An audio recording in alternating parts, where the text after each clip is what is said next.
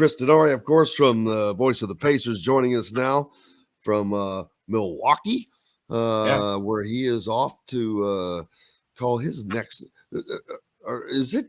Why is the NBA? Why do they just do one game instead of like a Major League Baseball where they'll play 4 games? The NBA just plays one game and moves on. Yeah, well, I mean, you only play each opponent in your division 4 times. You play some teams in the East 4 times, which means 2 at home, 2 on the road. Now, we just got done playing one of those situations. We were in Detroit for 3 days. We played Detroit last Saturday and then on Monday. So they are starting to do it a little bit more from a travel standpoint. When we went to L.A., we played the Clippers on a Sunday and the Lakers on a Monday because you only play each of those Western Conference teams once on the road. So I think you're going to see it a little bit more from a travel standpoint because then it's less time on a plane. It's more time in a particular city. So, part of it's just, baseball, you're playing 4-game series with people. You're not going to play a 4-game regular season series with an opponent. But you are seeing more of this. It's just it's a one-off here in Milwaukee. Play tonight, fly home tomorrow, play Philadelphia on Sunday or on Saturday, and then 4-game road trip that starts Monday in Charlotte. So, we're in Milwaukee, home of the Marquette Golden Eagles, who I've always liked Shaka Smart when he was at VCU. Had a tough run at Texas, but he had a great year at Marquette. Their AD, their athletic director, is a guy named Bill Scholl, who was the AD at Ball State for a few years. But I've known Bill a long time. He was an associate AD at Notre Dame, and he's done a great job at Marquette. And so that's one of the games I'll be watching. I know, Jim, we were just talking off air. You're in Albany. 20 years ago, I was in Albany when Butler went to the Sweet 16 and played Oklahoma. So very much familiar with that area from just 20 years ago doing a Butler game. Well, and people that are listening on radio can't see it, but you're going to fit in quite well with Marquette because Chris has on his gold Pacers shirt with obviously the blue Indiana Pacers. I've got that exact same shirt. Mine's ruined because I can't be taken anywhere and eat food and not get it on me. But I was going to ask before we start talking more Pacers, do you have, whether it was as a broadcaster, I know you won a national championship at Wabash,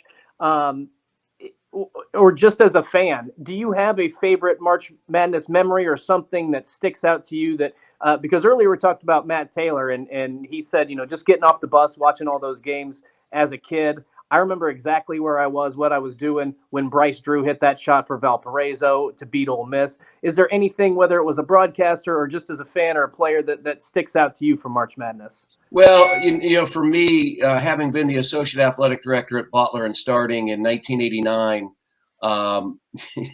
honestly, sitting in Lucas Oil Stadium in 2010 and watching Butler nearly win a national championship was probably one of the most unbelievable things because, guys, when I started in 1989, Butler could only hope about winning a conference tournament game, let alone win an NCAA tournament game.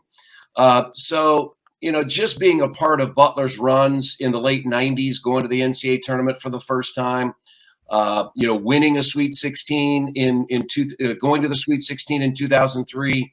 Butler beat Mississippi State in game 1. We were down in Birmingham, which ironically is a first and second round site this year, and then beat Louisville and Rick Pitino in the round of 32 to go to the Sweet 16. For me, as a broadcaster, that was really cool. And having invested so much in my relationship with the people at Butler, that just meant so much to me. So, and at the Division III level, clearly, over 40 years ago, winning an NCAA Division III national championship. I used to joke with Sam Perkins worked for us for the Pacers, and he was on that 1982 North Carolina championship team that won at the Superdome then at New Orleans. And I told him one day, I said, "Hey, I got a ring just like you, Sam. We only had 3,000 people watching us. You had 50,000 people at the Superdome." but it meant the same, to Right. our team, because we won a championship. But I love this time of year. I'll go to shoot around here in a little bit, but I'll be back in my room, prepping for the game with the games on. I'll have my iPad, with maybe True TV on, and I'll have my TV on with CBS, and just watching, what is a great tournament. This close, that shot to going in from becoming a real life Hoosiers movie. Yeah. I mean, it was ungodly how close it really was in Indianapolis. An Indy kid, an Indy team. Are you kidding me? I mean, I don't know how the shot didn't go in with everything like that. It was unbelievable. And that was one of those moments where it seemed like, not to step on Chris, but just to add to that, that was like the ball seemed like it was in the air for 4 minutes. Yeah. I mean, I remember sitting in there. I was with my youngest son, and we were in the end zone. It was sort of on the angle at where the ball was coming. And, for a moment you thought, that has a chance. I mean, that might go in, and we might be witness, honestly, to one of the greatest moments in college basketball history. It might have been one of the greatest moments in sports history. Yeah. When you think about it, and again, I had that personal relationship, and I'm getting goosebumps just thinking about it. That context, because like I said, when I took the job in 1989, there were a lot of people that were saying, why do you want to go to Butler? Why do you want to try to, because I was at the Midwestern Collegiate Conference then. I was in the conference office, but I looked at it as an opportunity. It was a chance for me to do play-by-play of a Division I team.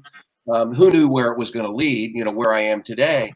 But to sit there, I mean, it was like storybook. And I'm sure I'll be on the bus with Ronald Norred, one of our assistant coaches who was on that team. I mean, he was nearly a part of a storybook fairy tale ending. So I'd have to say that, I mean, there's so many moments. I mean, as a kid, watching it, all those kinds of things. I do remember one of the gut-wrenching March moments. Butler up 1 in 2000, playing Florida in the first round in Winston-Salem. Butler missed 2 free throws in the final seconds, and Mike Miller hit a shot at the buzzer for Florida to beat Butler in the first round.